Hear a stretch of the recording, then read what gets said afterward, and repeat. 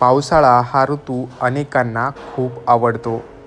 पावसाळ्यातील आल्हाददायक वातावरण शरीराला एक प्रकारचा गारवा देते.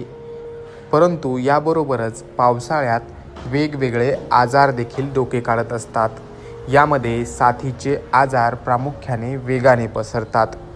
पाहुयात या पावसाळ्याच्या दिवसांमध्ये कोणकोणते साथीचे आजार होण्याचा धोका असतो आणि हे आजार आपण वैयक्तिक पातळीवर कशा प्रकारे प्रतिबंध करू शकतो.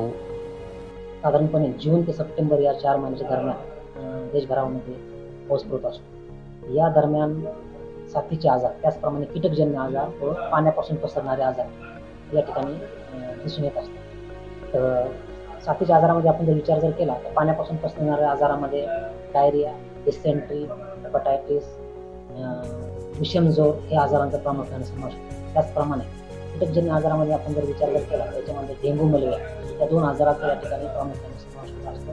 आणि जून ते सप्टेंबर या कालावधी दरम्यान या आजाराचं प्रमाण मोठ्या प्रमाणात वाढतं. या अनुषंगाने आम्ही जिल्हा स्तरावर आमची रॅपिड रिस्पॉन्स टीम तयार आहे. त्याचप्रमाणे तालुका स्तर, PSC, सब सेंटर या स्तरावर सुद्धा आम्ही आमच्या आरोग्य कर्मचारी असतील, मेडिकल ऑफिसर असतील, समुदाय आरोग्य असतील, इतर आरोग्य असतील यांचं प्रशिक्षण घेतलेलं आहे. त्यांचं ओरिएंटेशन आमचं या ठिकाणी पूर्ण झालं आहे आणि सातरोग पद्धती आमचं केंद्र स्तरावर पण आमचं तयार झालेलं आहे. नागरिकांनी प्रामुख्यानं आपल्या वैयक्तिक स्वच्छता, सार्वजनिक स्वच्छता व परिसर स्वच्छता या ठिकाणी जर पाळली आपण या आजारावर सहज नियंत्रण मिळू शकतो. त्यामुळे आपल्या घरामध्ये, घराच्या आजूबाजूला स्वच्छता कशी राहील त्याचप्रमाणे डास उत्पत्ती होणार नाही आणि पाण्यापासून किंवा दूषित अन्नापासून आपल्या घरामध्ये, आपल्या शेजारी पाजारामध्ये आजार पसरणारे याची काळजी नागरिकांनी स्वतः घ्यायची. त्यासाठी हँडवॉशिंग प्रॅक्टिसेस असतील ते फॉलो करायच्या.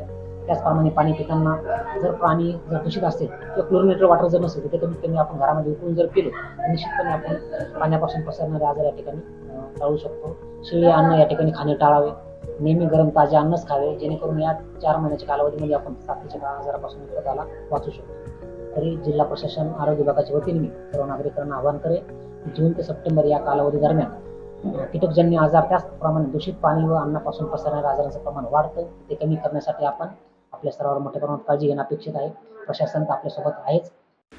पावसाळ्यामध्ये कॉलरा, डायरिया सारखे साथीचे आजार, त्याचबरोबर सामान्य फ्ल्यू, सर्दी, पडसे, खोकला यासारखे आजार देखील डोकेवर काढत असतात.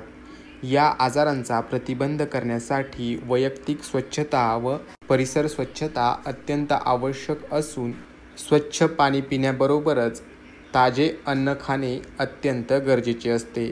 तेव्हा या खबरदारी घेऊन तुम्ही देखील पावसाळ्यात आपले आरोग्य तंदुरुस्त ठेवू शकता. Narayan Kale, news 18 local, Jalna.